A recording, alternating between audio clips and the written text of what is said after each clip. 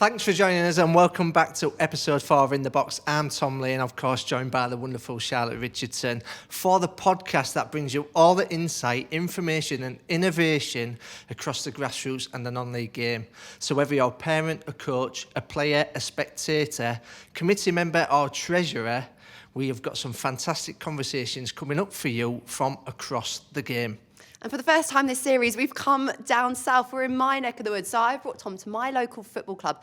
We are here at Hayes Lane to be here on match day as Bromley FC take on Aldershot in the National League. The team are doing really well on the pitch, but alongside that, they have a thriving under-23s, women's team, a great community trust. So we are here to learn about how they're winning both on the pitch and off it as well. But Tom, before that, it's time for our scouting report, which is our opportunity to shine a bit of a spotlight on you, the amazing work that you are doing in your grassroots football community. And Tom, I understand that the club that you want to shout out haven't just impressed you in recent weeks, but over the seasons as well. Certainly, Ben Rosser and the Python Club from Nottingham was winners of the Grassroots Football Awards back in 2019. Now, that's the first opportunity I got to learn about the fantastic work they do. But since then, they've gone on to thrive within their community, giving young people the opportunity to look beyond the grass and using sport as a mechanism and a vehicle to really improve lives.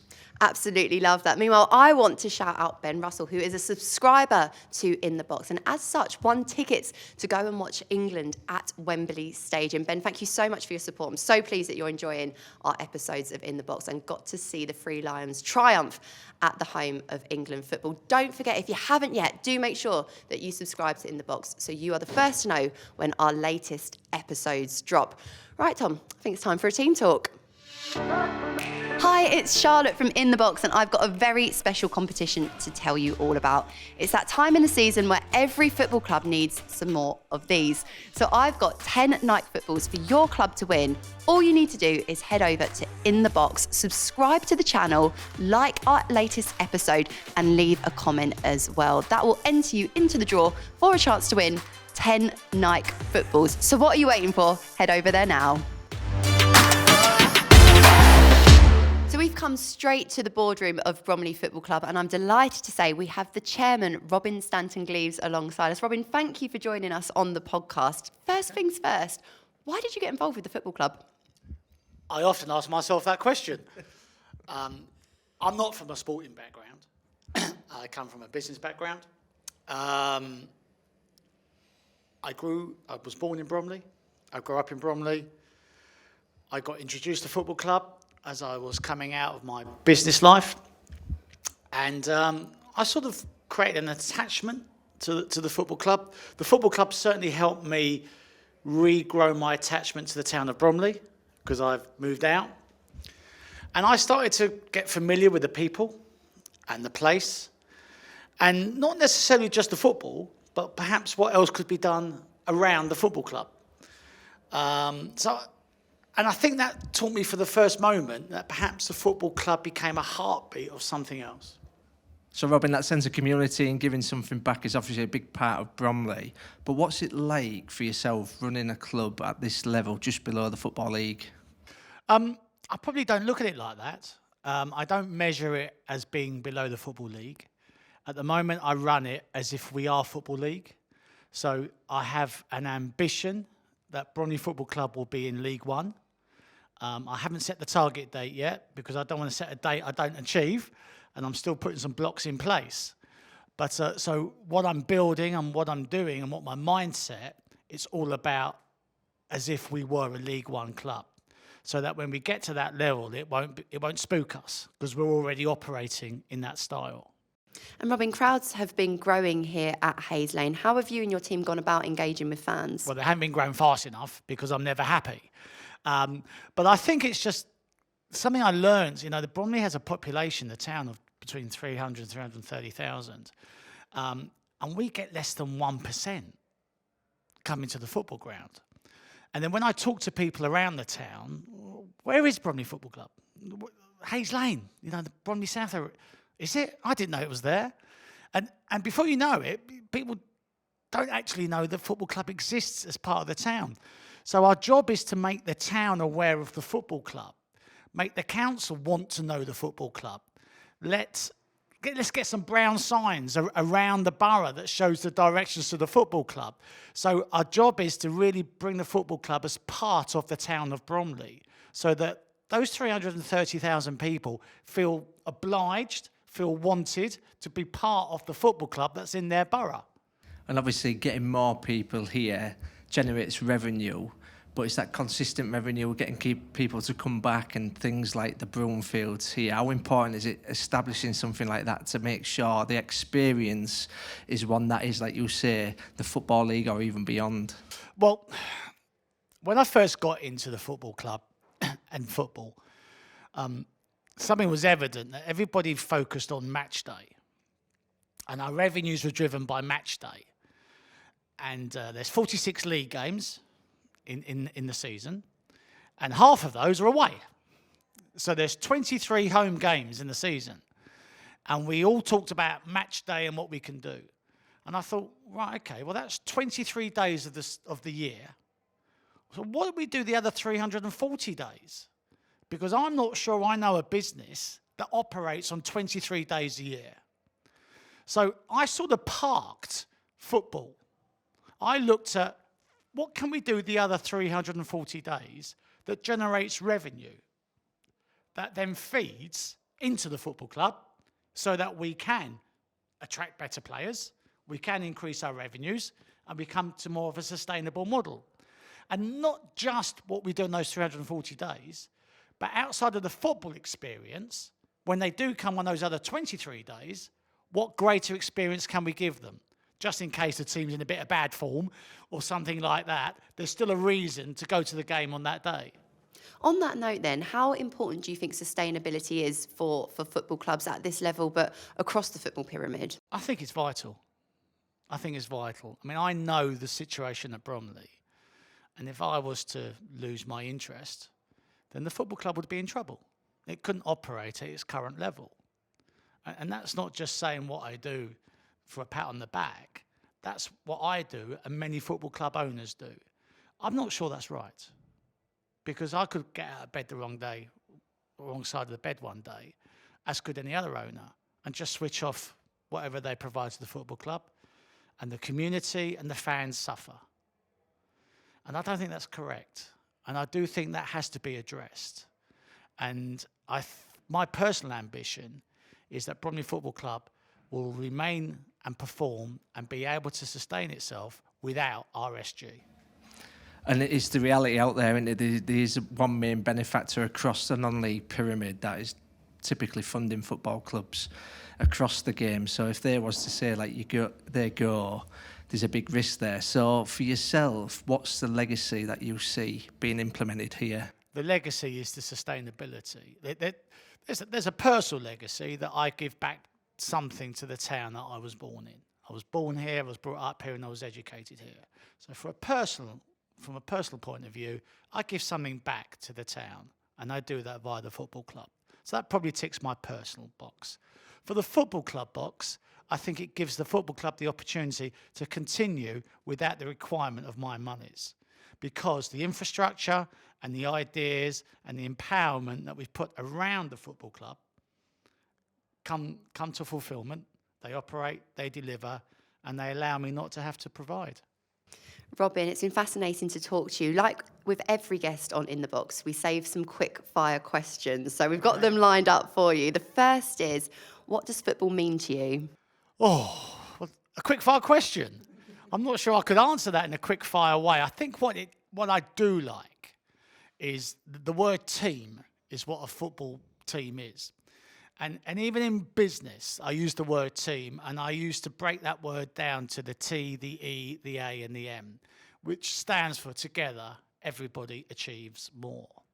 And I think the football team on the pitch, the team off the pitch, the team at Broomfields, the team in the Education Academy, the team in the back office, together, all those teams achieve more.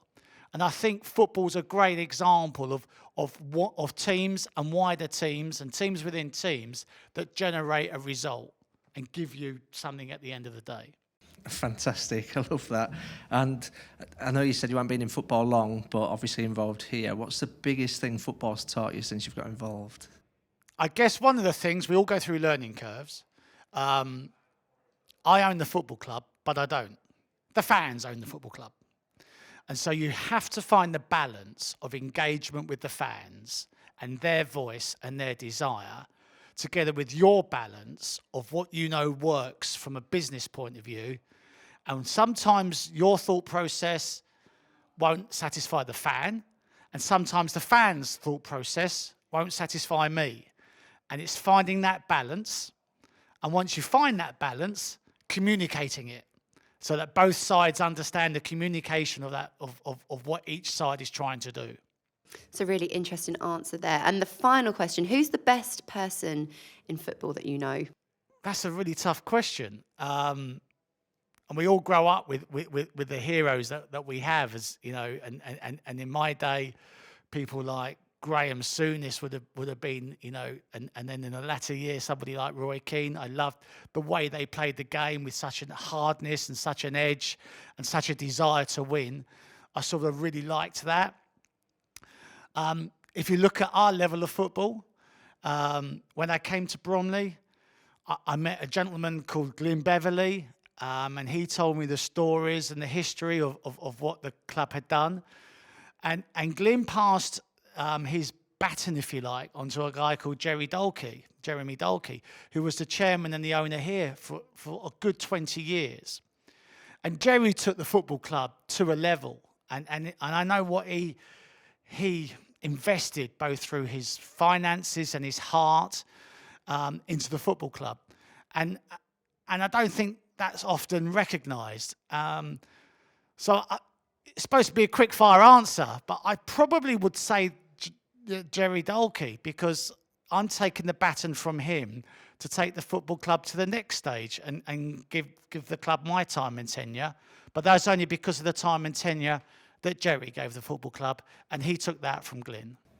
And it's really important to hear them stories, because obviously it passes the passion and the baton on to someone like yourself. So wonderful conversation there with Robin here, the chairperson at Bromley Football Club. Loads of messages to take away and implement at your level of the game. And now we're off outside to find out what else is happening.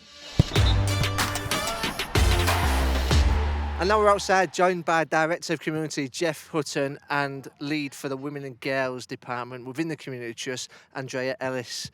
Andrea, I'm going to come to yourself first. The club's obviously winning both on and off the pitch. How important is it for us to have facilities like these for players to enjoy? Yeah, it's fantastic. I mean, we've got so many pitches that everyone can use here, and you know they're great pitches so that you can use whatever the weather. So really good facilities as far as like sitting in the stand and somewhere to eat, and yeah, brilliant. Jeff, people will see our visit here to Hayes Lane, and it is so inspiring. You've been here for a number of years. You started as a volunteer, then moved into the club secretary role. Now you're the director of the Community Trust. It's been quite a journey, but I'm sure there's been challenges as well. What kind of challenges has the club faced to get to this point? Yeah, I think with any football club, I think change is probably the biggest challenge. Whether people think it's good or bad, I think people really can find that quite hard sometimes. And the change here over the years has been absolutely phenomenal. To think one of my first games, 2004, 2005, we would have 400 people for a really important playoff semi-final game.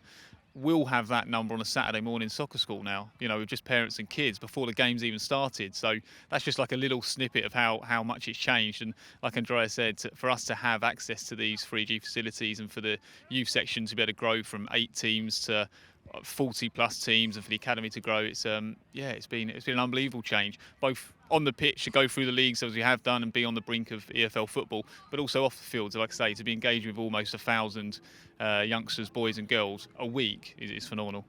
All them numbers truly are phenomenal, and the catalyst for change is so important. And we're winning a girls' game, growing and thriving at such a pace. Andrea, how important is it for clubs like this to have roles like yours in place to inspire the next generation? It's massive. I mean, we obviously know the Women's Euros are this year, and we're expecting a massive amount of women and girls to actually want to take up football, and we need to be there to provide football for them, whatever their first experience of football is, whether it's playing at Grassroots in a club or whether it's coming along and having a recreational session here. So it's really massive. It's an opportunity of a lifetime. Jeff, one thing that's really clear with the winning on the pitch, the winning off the pitch, is there's real leadership at this football club. Values, we've been taking a look around, we've spoken to the chairman. Those values seem to be at the heart of everything. How would you describe the sort of leadership style that operates here at Bromley? I think we've always put people first. I think that's probably quite important. I think the investment the club makes in our facilities, and you've seen where we work now, and you know, it's absolutely fantastic. But even before that, when we weren't fortunate enough to have those facilities, I think we've also always put the people first. We've also always provided people with the training and support we can.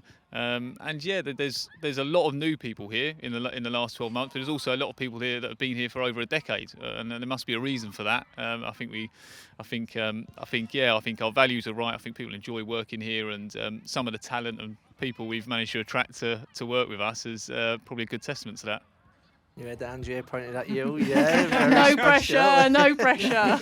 And what we like to do is fire some quick fire questions into everyone that we interview here on In the Box. So I'm going to start with yourself, Andrea. What does football mean to you? Oh, you say quick fire, how long have you got? It's everything. It's just, it brings so much. It's a sense of belonging and friendship. I think that's the biggest two things that football bring to me. Lovely. And Jeff, yourself?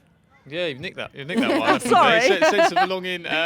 Yeah, I think community. I think that sums it up perfectly. As I say, there's people that we engage with, which if it wasn't for the football club, you probably wouldn't do. You know, just whether it's young, old. We've seen it with Ravens Chat that we have. Yeah, I think it's just community. It brings people together that wouldn't probably cross paths or engage with each other, and I think that's probably our biggest. Yeah, I think that's the biggest element. We'll let you go first on the next one, Jeff. What's the best thing that football has taught you? Oh wow, taught me. I think have a purpose. I think that's probably the biggest thing. Have that overriding purpose, passion, whatever it might be, and just go for it and know that anything's possible. And yeah, just have a purpose and go for it. I'd say for me, the best thing it's taught me is about teamwork and communicating and just such great life skills, work skills, you know, when you play in a team. Just gives you that kind of understanding of getting on with people from all different walks of life. What I love about these questions is the consistency in answers from the top right down to us out here on the pitches here. One last one for you. Who's like your biggest unsung hero, or means the most to you, or inspired you the most? For me, I just guess it's the people that are on the ground. I wouldn't want to necessarily pick out a particular person. You know, there's a lot of people there that are in the background helping out, keeping clubs running, particularly, you know, with my over 30 women's recreational sessions. I've got a committee that stand behind me and support me. So, yeah, those people in the background that just keep things ticking over and do it for the love. Yeah, I think Andrea's right. I think we can build all the facilities we want. We can create these amazing facilities, but if we don't have a core group of volunteers that are able to bring people together, like I say, our youth set up for the amount of kids, almost 500 boys and girls, completely volunteer run by an amazing committee. Some of them parents, some of them not.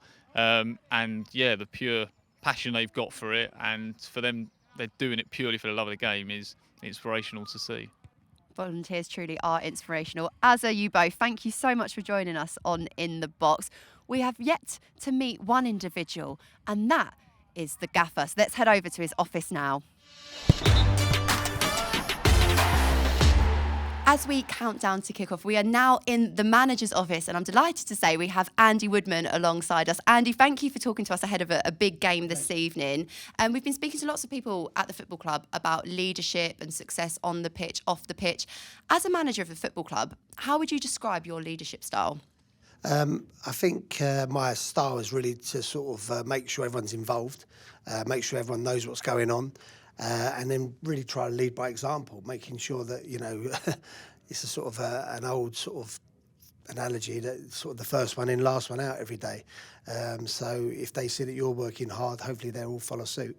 I try not to be too strict, but obviously make sure that everyone's on the same page as me. So that's pretty much, as you know, how I sort of run the ship. And the key way in doing that is obviously having clear values. We see around the facility messages and motivation written up on the wall. What are the values that stand out for you and that you try to build a team around? Yeah, well, funny enough, we've just been looking over those again for next season, so that's quite ironic.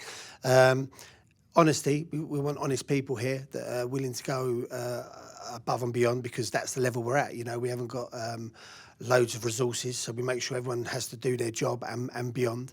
Integrity, everyone, you know, work with integrity, and a real sort of winning desire and everything we do to be the best at, because it's the 1% margins that we have to sort of get right that will make the difference to our season. So they're sort of like the basic values that we try to work off here, and try to reinforce, you know, right through the club, from the chairman right down myself to the players. And ironically, we had a meeting about recruitment and the sort of characters we're looking to bring in that fit that criteria, which isn't always easy on a budget we've got. But, you know, we're going to try and stick to that model, and hopefully that model shines through next season. You mentioned players, but I know as well for a successful football club, it's a lot to do with the people off the pitch as well. Do you have a lot of involvement with them? How important are they in helping support the players that you put out on the pitch? Yeah, I think that's really important, because there's a lot of people, a lot of football clubs, and particularly here, that do a lot of work for these players, myself, and don't get any thanks, praise, or even look for that. So I try and involve them in as much as possible. There was a meeting I'd done when I first come here, and I got everyone at the club in the meeting to really sort of let them know where I'm at, where I want to get to, and how important they're going to be in that journey. And I try to sort of continue that. Every morning I make a point of going out of my office into different departments around the building to speak to people. And the biggest thing I've found is when we get beat, I think everyone is a little bit nervous to speak to the manager. They feel, oh, he's going to be in a bad mood. So I kind of try and put on a little bit of a front and try to lift everyone else's spirits. So that's not always easy, but that's what I try to do, you know, throughout the building. And obviously you're a manager of the first team. Your immediate staff around you are all focused around the players and them performances that you can't always control what happens out there on the grass. But obviously you've got massive grassroots coattails within this club and the volunteer coaches. How important are they and worth their weight in gold for clubs like yourself? Well, they're priceless for us. I mean, we've got a couple of young boys that have got into our first team. So financially, for my budget, it's very important that I get those through, because that helps me. I think it also helps the academy, that people that are coming to the academy can see that there's a pathway to the first team here. So that's really important for the club as a whole. And I quite like to see young players, you know, come through, and young coaches as well. I like to help them because, you know, we all started somewhere, and we all needed. I can think of a couple of coaches on my journey that have helped me, you know, to get to where I've got to and work at the highest level. So I try I have this sort of phase of sort of like paying it back to people. I don't think it takes a lot to be polite. And I don't think it takes a lot to help people, and these people, you know, are continually helping me in what I'm trying to achieve. So it's a bit of give and take for both, but I'm certainly aware of how important, you know, the academy and the people that work in the academy are very important to me.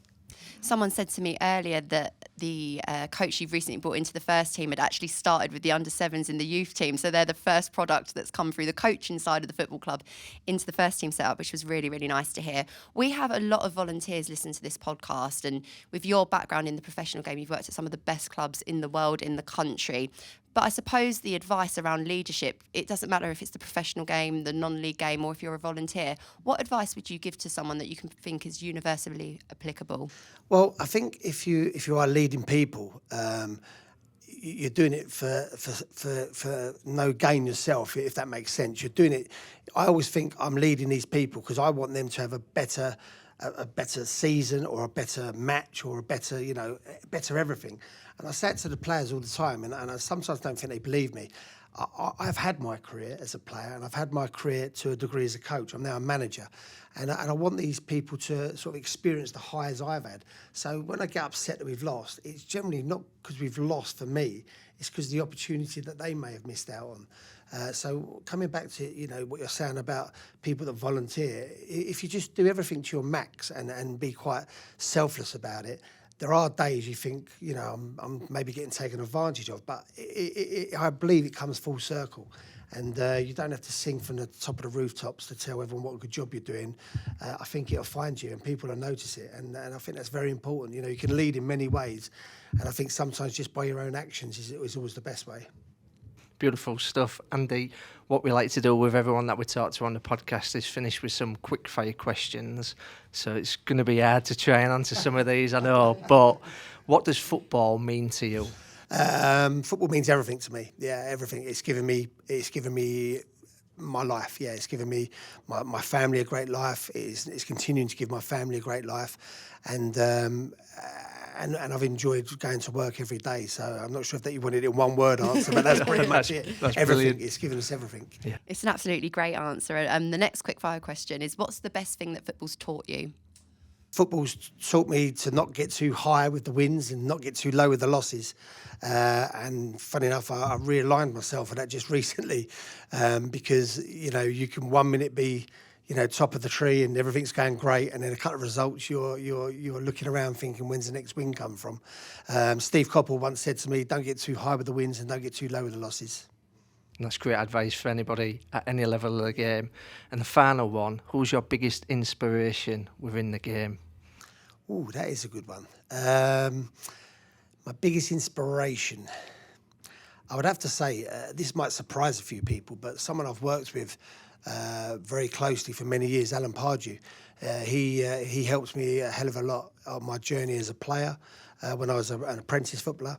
And he's helped me as a coach, and I've obviously worked with him under a coach environment. And now I'm managing. He still comes down to Bromley to watch the games and give me advice on certain things. So I'd be hard pressed to say, look beyond Alan Pardew of how much he's helped me, really. Well, Andy, thank you so much for helping us and listeners there with your amazing, honest answers. We really appreciate it, and best of luck against Aldershot tonight. Thank you. Thank you.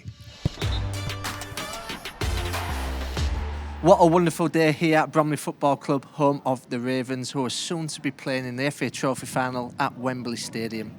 We spoke about winning on the pitch, but they're doing plenty of winning off it as well. To see the impact the club is having in its local area has been very inspiring. And Tom, we always like to take away some learnings. What's your key takeaway? I think my biggest takeaway has been that one, that if you want to operate at the next level, make sure you put that into practice today. For me, I think it's the case of winning is fantastic, getting to finals at Wembley is amazing, but to truly win and commit to your local community in the way that Bromley has been doing over the years is incredible. And it doesn't matter what size your football club is, if you start small, you can grow over time and reach some incredible heights. So yes, taking plenty of inspiration away from our trip to Hayes Lane. We certainly are, and be sure to go like and subscribe to the channel to be in with a chance of winning all those prizes. The Nike footballs could be yours to win. All you need to do is like, comment and subscribe. So from Tom and I here at Bromley Football Club, it's goodbye.